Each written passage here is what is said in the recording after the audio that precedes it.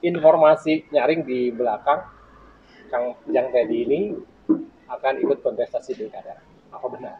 Saya di-challenge sama Ketua DPD PAN Kabupaten Garut. Oh, jadi ditantang ya? Iya, jadi DPD PAN Kabupaten Garut itu membuka pendaftaran untuk calon bupati wakil bupati di Pilkada 2024. Tapi memang sejauh ini sebelum saya sebelum saya ditelepon Ketua DPD PAN Kabupaten Garut itu, ikut daftar? Iya, yang daftar malah orang-orang eksternal gitu.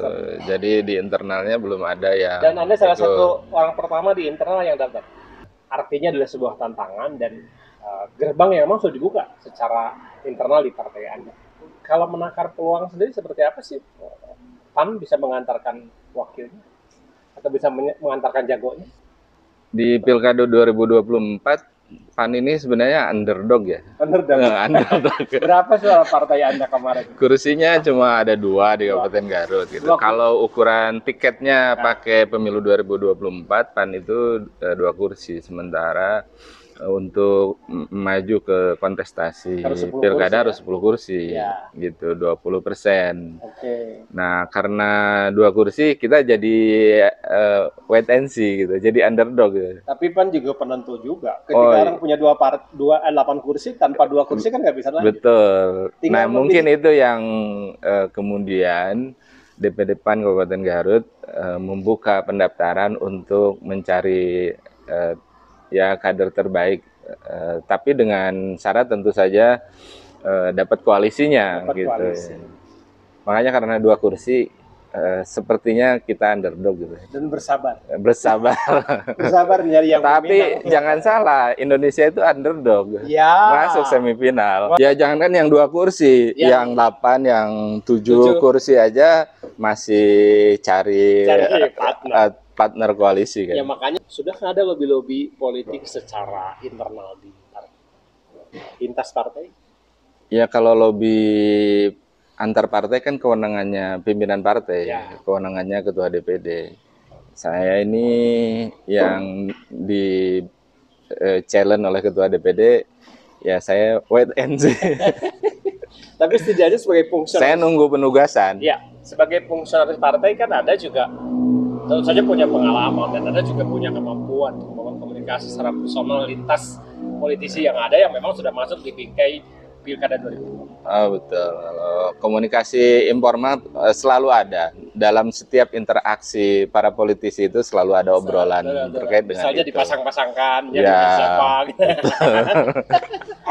Orang Jang Teddy ini politisi yang memang sudah sejak awal memang berada di partai politik. Anda 2 kali menjadi anggota DPRD di Provinsi Jawa Barat ya, dan sampai saat ini juga Anda masih di DPR di Provinsi Jawa Barat. Sebenarnya kan di Kabupaten Garut ini saya kira sangat dinamis ya, banyak para kandidat yang sudah mulai mulai berkomunikasi dengan berbagai partai politik. Jadi banyak calon yang berminat baik dari internal partai politik ataupun dari eksternal gitu ya, dengan berbagai latar belakang ya, ada para pengusaha, ada akademisi, ada para ASN, mantan ASN, purnawirawan. Jadi saya kira Garut ini tetap sesuatu yang menarik gitu. Jadi untuk para putra-putri terbaik Kabupaten Garut, banyak warga putra-putri terbaik Kabupaten Garut yang baik ada di Garut ataupun di luar, sekarang berkiprah di Kabupaten Garut, di luar Kabupaten Garut, terpanggil untuk membangun Kabupaten Garut agar termasuk menjadi juga lebih Anda baik. Punya ketertarikan di sini sebenarnya apa sih yang menjadi latar belakang? Apakah karena toh Ansi sebagai seorang politisi yang memang terpanggil, atau misalnya ada motif lainnya? Justru menjadi impian Anda sejak lama masuk ke Garut 1 atau Garut 2? Sebenarnya sejak dulu kan Garut ini terkenal dengan Garut Pangirutan ya. Garut Pangirutan itu Garut yang selalu bikin kangen. Ya, menarik. Nah, menarik. Jadi Garut ini selalu bikin kangen untuk yang ada di Garut ataupun orang Garut yang sedang berkiprah di luar. Nah, Kenapa Garut itu Pangirutan bikin kangen? Karena memang dengan segenap potensi yang dimiliki oleh Kabupaten Garut yang dianugerahkan oleh Allah Subhanahu wa taala untuk Kabupaten Garut, baik dari segi sumber daya alamnya, kemudian kekayaan kulinernya, kemudian dan yang paling utama terpenting adalah eh, potensi dan kekayaan warga Garutnya yang besar ya. ya besar, kemudian terkenal ramah, sehingga kemudian kalau tapi tetap itu kan harus diperjuangkan. Harus diperjuangkan. Garut Pangirutan itu harus diperjuangkan sehingga Garut ini harus menjadi kebanggaan untuk kita semua. Jadi Garut ini kalau kata anak-anak milenial, kata anak-anak muda itu harus menjadi pride gitu. Garut pride Oh, gitu. Garut pride ini udah menjadi ya, ini ya. Garut pride ini apa tuh? Nanjer apa tuh? Ya, Garut pride, Garut Pangirutan itu harus ada indikatornya. Ya. Jadi Garutnya harus nanjer, harus lebih maju. Ya harus lebih maju, lebih unggul dibandingkan dengan kabupaten kota lain. Ya, Garut ini tidak akan membanggakan bagi warga Garut ataupun orang Garut yang ada di luar kalau tidak ada kemajuan, tidak ada keunggulan di Kabupaten Garut. Kemudian yang kedua, kemajuan itu untuk siapa? Ya untuk warga Kabupaten Garut. Makanya warga Kabupaten Garutnya harus lebih raharja. Kan kalau dalam disebut tata term kerta raharja. Raharjanya itu untuk siapa? Ya untuk warga masyarakat Kabupaten Garut. Nah, itu semua kemajuan, kemudian kesejahteraan, keraharjaan warga Kabupaten Garut itu harus berkelanjutan, harus diwariskan kepada anak cucunya. Makanya kemudian pembangunan di Kabupaten Garut itu harus berkelanjutan. Jadi konsep sustainability development itu juga harus melekat dalam pembangunan Kabupaten Garut 5 tahun yang akan datang dan mungkin 25 tahun yang akan datang.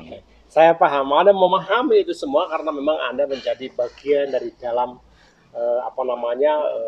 denyut aktivitas ini. Apalagi Anda melihat Garut ini kan dari 24 kabupaten kota ya. Betul. Di Jawa Barat, sehingga ya bagi Anda Garut dari ujung ke ujung sudah sangat memahami. Kembali ke sosok Anda ini kan memang putra asli. Ya asli ya, Asgar. Asgar kan? Ya Asgar. Karena kalau pilkada itu orang yang pasti ditanya ini between Garut lain, gitu. Suka ditanya seperti itu. Bolehlah sedikit sosok Anda ini lahir di mana biar masyarakat juga lebih tahu. Saya ini kan lahirnya di kaki Gunung Mandalawangi. Meles. Bukan, di Kadungora, di Desa Rancasalak. Lain gitu. Kadungora. Kadungora, di Desa Rancasalak gitu. Jadi di Kampung Sukasari. Nah, itu kan Garut kan?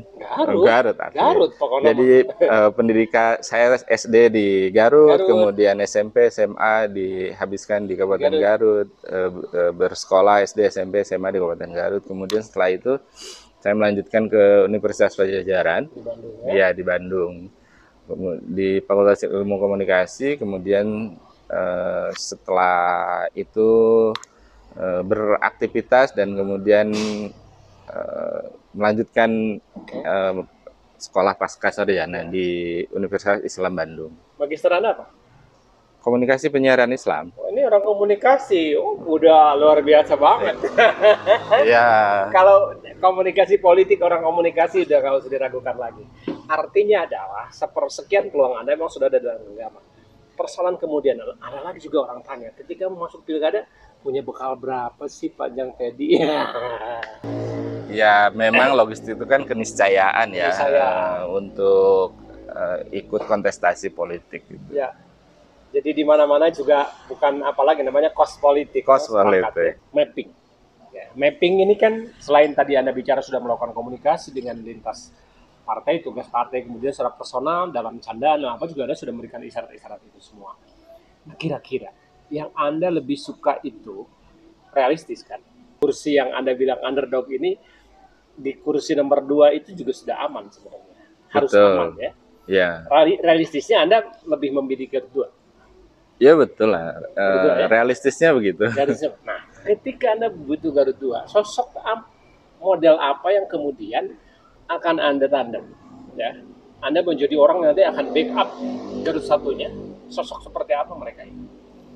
Ya, sosok yang ingin saya backup adalah orang yang tentu saja memahami bagaimana Garut ke depan harus dibawa gitu. Oke. Jadi kalau misalnya tadi sudah saya sampaikan bahwa Garut ini kan Garutnya Pangirutan gitu, kemudian harus menjadi kebanggaan untuk seluruh warga Garut.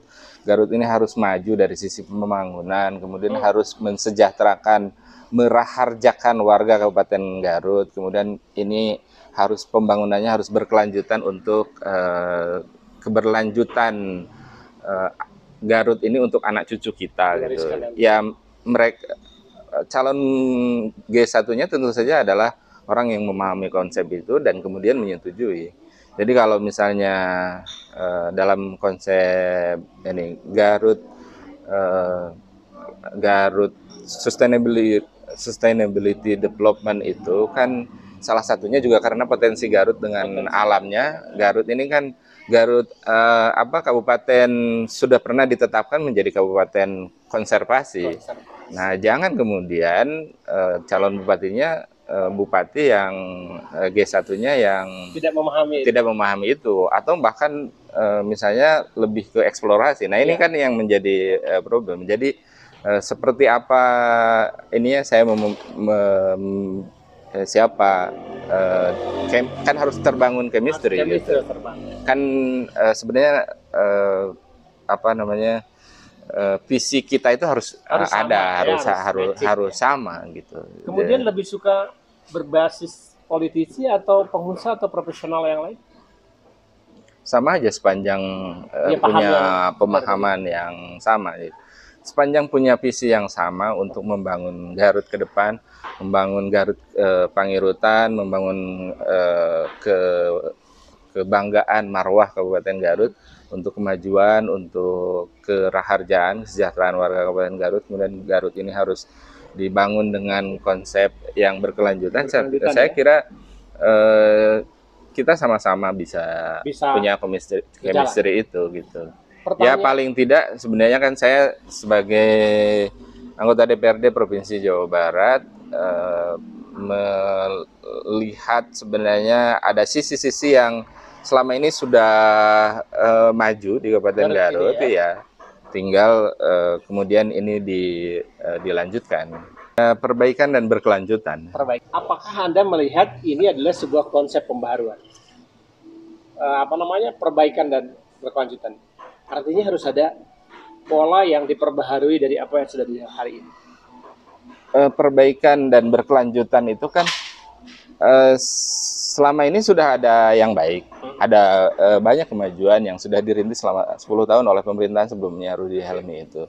Tapi kita juga kan tidak menutup mata bahwa masih ada kekurangan. Jadi kan nggak mungkin misalnya konsep pembangunan infrastruktur di Kabupaten Garut, misalnya ada jalan-jalan lintas yang dibuat lingkar utara, lingkar selatan Kabupaten Garut itu kan nggak mungkin kalau misalnya karena sekarang belum selesai kemudian kita hentikan, kan nggak mungkin juga.